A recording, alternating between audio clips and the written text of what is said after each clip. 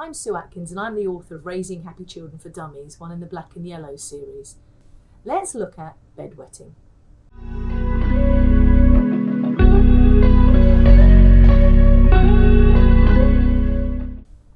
I work with a lot of parents who are very anxious and stressed due to their children wetting the bed, because it is still a very common problem for many 6 to 8 year olds and children even older than that. It can cause a great deal of stress, frustration and anger all round, and can really stress out the whole family. But I think it helps to know a few facts around bedwetting that may help you relax. For most children, bedwetting is simply that their muscles are not just fully developed yet, or it may be caused by your child having a small bladder capacity, which means that they can't hold as much urine as other children who don't wet the bed. Or it may be that your child is not able to tell when their bladder is full, or by your child just really being a very deep sleeper, as well as other causes during times of stress like a divorce or doing some exams, perhaps bullying or a family member dying, or even the arrival of a new baby. But very rarely is bedwetting caused by a disease or a serious physical problem. And it may or may not help you to know that it's more common in boys and in families in which one or both parents wet the bed as a child themselves. But also it's helpful to know that all children grow out of it eventually. So here are some steps that you can take to try and increase the number of dry nights that your child has. For me, it's all about how you handle it. If you're stressed, anxious, disapproving and punishing, you can really make the bedwetting worse and make it go on for much longer as your child picks up on your displeasure and gets even more anxious around going to bed. Kids are really sensitive to their problem, especially older children, so a supportive, kind and compassionate reaction from you will really build the bridge of love between you and not seriously damage their self-esteem and your long-term relationship. But I know firsthand just how frustrating, exhausting and stressful changing the bed at 4 in the morning can be. So let's look at putting the situation into perspective. Grab a piece of paper and pop your child's name on it, and now put it on the floor.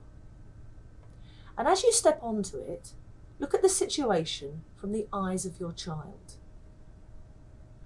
What do they see from the look on your face when they've wet the bed? What does your body language tell them? What do they hear in your tone of voice?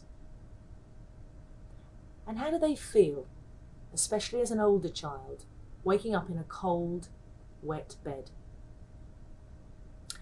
How can you change some of those things that you do now to improve the situation, to take away some of the embarrassment or their feelings of low self-esteem and humiliation that they may feel?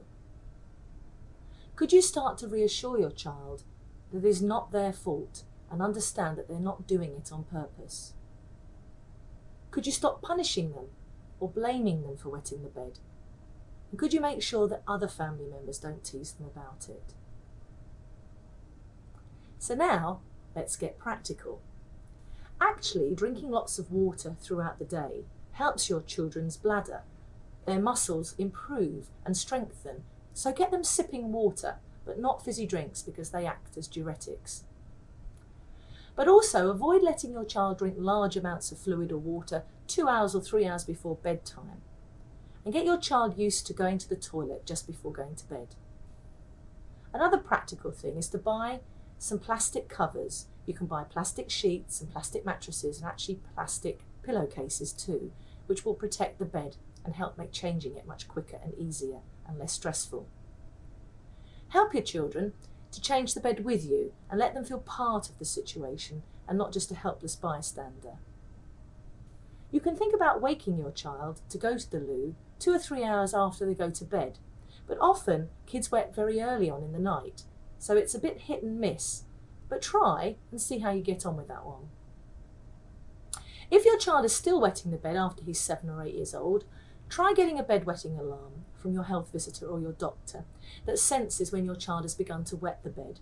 It sets off an alarm to wake them up, and this helps to teach your child to respond to a full bladder, and this method really works in over about 70% of children after 2 or 3 months. and be prepared to be woken up yourself as it goes off. Be aware of any changes, so take your child to the doctor if your child is also wetting themselves during the day, or complains of a burning sensation while going to the loo, or that they're losing weight, or perhaps they have blood in their urine. But for me, the most important element in all of this is to be patient, and for you to be patient. This really is a persistent, frustrating problem, I know, but try to relax and start chatting with your child to reassure them. And let everyone remember that it will stop one day as they get older. I hope you found this Parenting Made Easy video helpful. And if you'd like to find out more inspiration or information or just ideas about bringing up children from toddler to teen, log on to my website, which is www.positive-parents.com. I hope you found this video to be helpful, so if you have, pass it on to your friends too.